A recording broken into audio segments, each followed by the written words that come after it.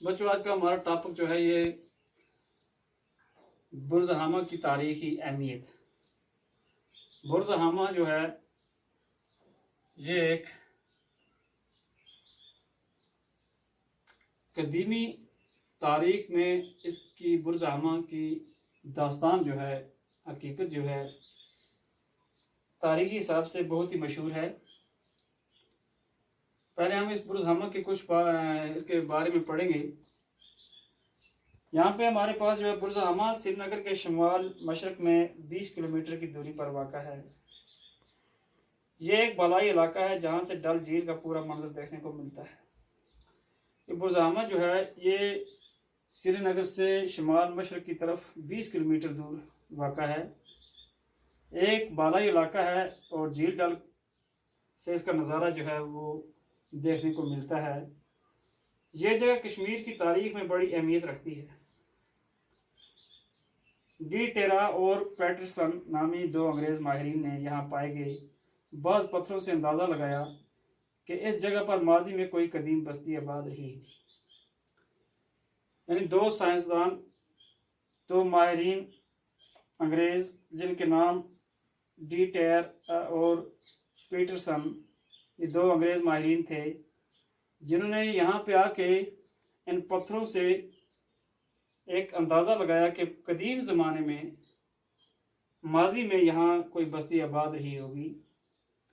اس کے بعد مرکزی محکمہ آثار قدیمہ نے یہاں زمین کی کھدائی شروع کی۔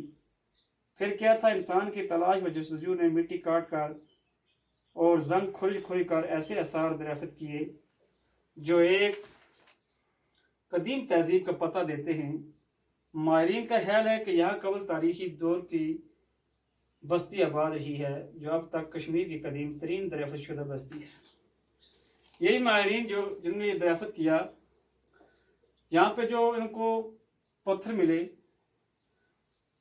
اور بھی کچھ ان کو جو بھی کھدائی کرنے کے ٹائم ملا، تو یہاں سے انہوں نے یہ ایک اندازہ لگایا کہ قدیم زمانے میں یہاں پہ کوئی بستی آباد رہی ہوگی۔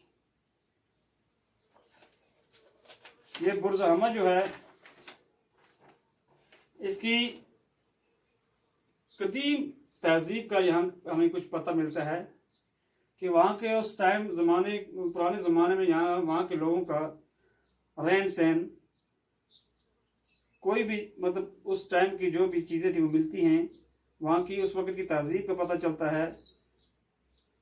تو جو اب تک کشمیر کی قدیم ترین دریافت شدہ بستی ہے، کشمیر میں یہ بستی جو ہے یہ قدیم ترین بستی ہے، یہ دریافت ہے۔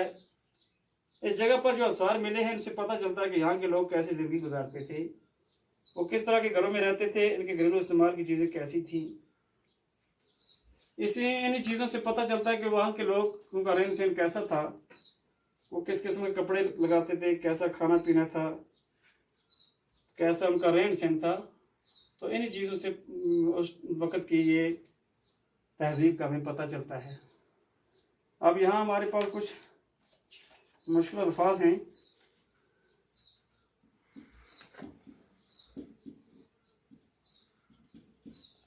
جیسے ہمارے پاس ہے قبل تاریخ، قبل تاریخی دور،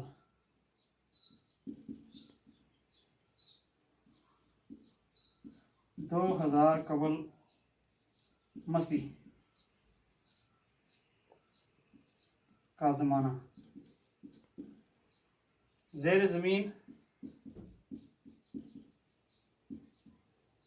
سطح زمین کے نیچے،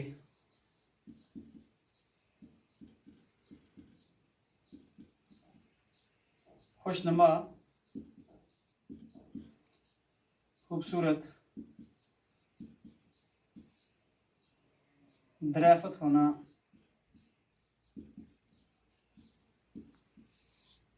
معلوم ہونا۔ یہ کچھ الفاظ ہیں، ان کو بھی لکھ لیجیے۔ تو اس کا دوسرا حصہ جو ہے وہ نیکسٹ پڑھیں گے ہم کل۔